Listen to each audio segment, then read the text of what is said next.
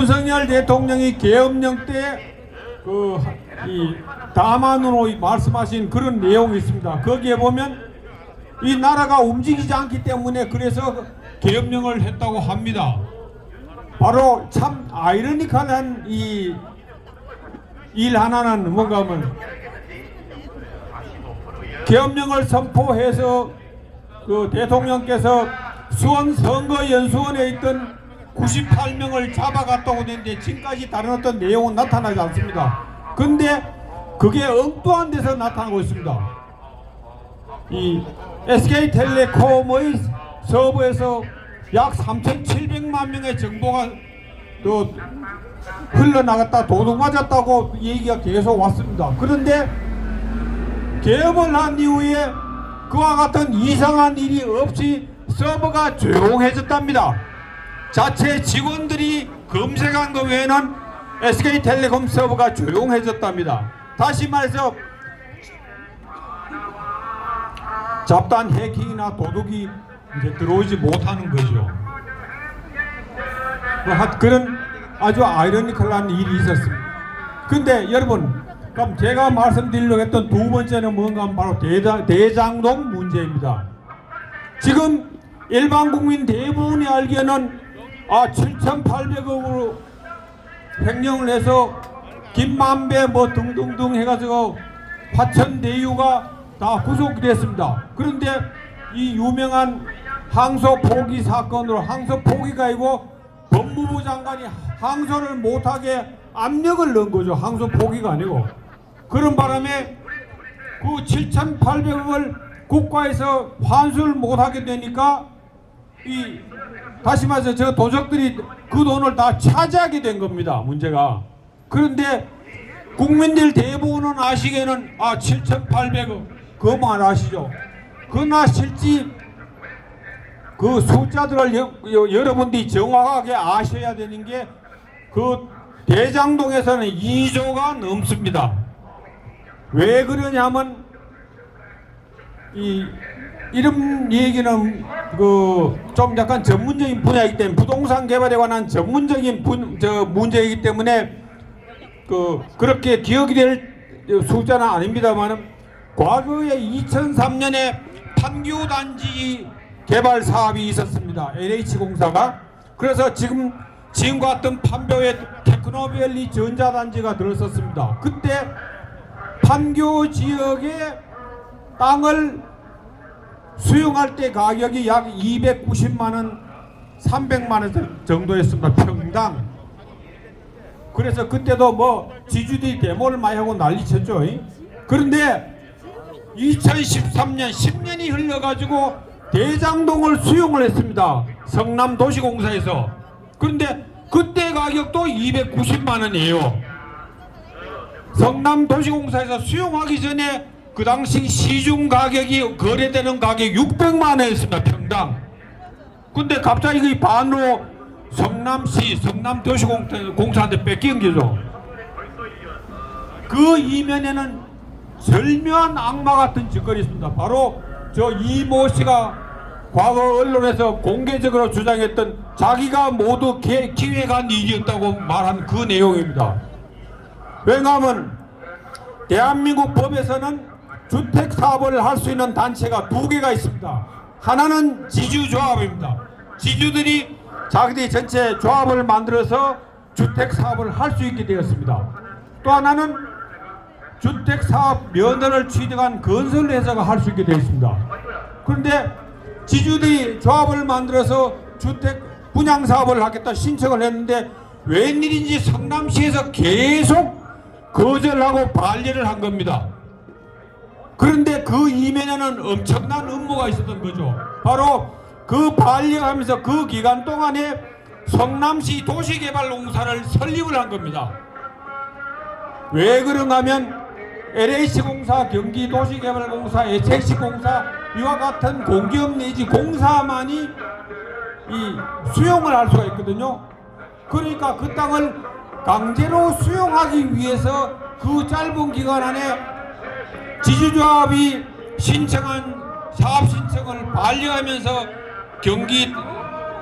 성남도시개발공사를 만들었습니다. 그래가지고 만들자마자 바로 그 유명한 화천대유라는 시행사와 공동 사업을 하는 걸로 약속을 맺고 그 토지를 수용한 겁니다. 약 290만 원, 평당 300만 원에. 그러니까 지주들은 바깥에 시중 거래 가격이 600만 원인데 300만 원에 수용을 하니까 전부 대몰하고 난리가 났습니다. 근데 그걸 강제로 수용한 거죠. 그리고 근데 바로 사업을 시작해가지고 그 사업을 시작해가지고 바로 이익이 발생하니까 성남도시개발공사는 50% 플러스 한주가 돼 있어가 사업의 주도권을 가진 단체였습니다. 근데 성남도시개발공사는 바로 빠지고 그 이후로 화천대유가 모든 사업을 수행해 갑니다. 29만 8천 평, 약 30만 평에 대해서 600만 원 주고 수용을 해야 될 땅을 300만 원에 수용하면 땅값에서 9천억을 더 법니다. 그리고 29만 8천 평을 개발 사업을 하게 되면 30% 정도의 간보유를 빼고 나면 약 70% 땅, 즉 다시 말해서 21만 평 가지고 사업을 하는데 21만 평을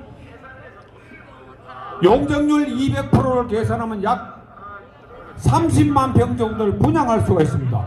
근데 거기에서 평당 600만의 땅을 사서 분양을 하면 개발이익이 평당 300만 원 정도 나옵니다.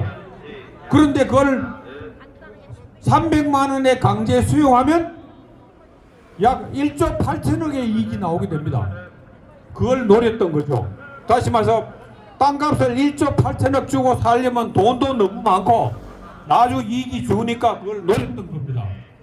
그 다음 또 거기에 이 세계 임대주택 단지가 있었습니다. 원래 최초 승인한 사업계획상에는.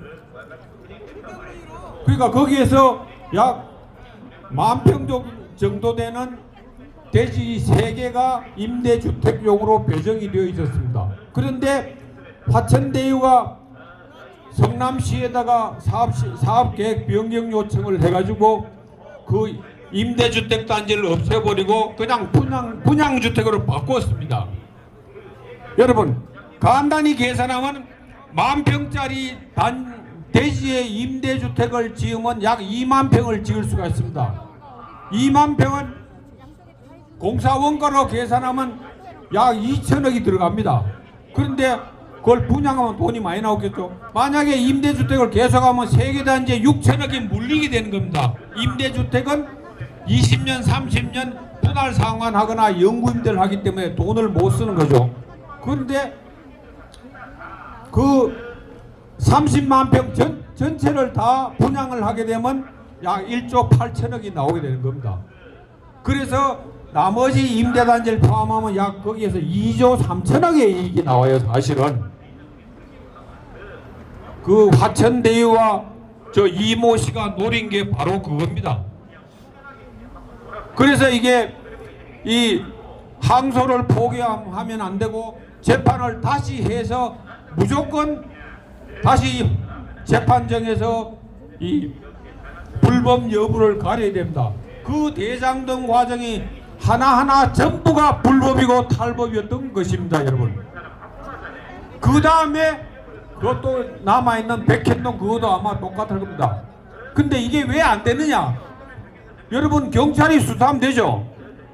그게 왜 안 되는가 하면 이미 대한민국은 70% 이상 빨갛게 물들어 있습니다, 여러분.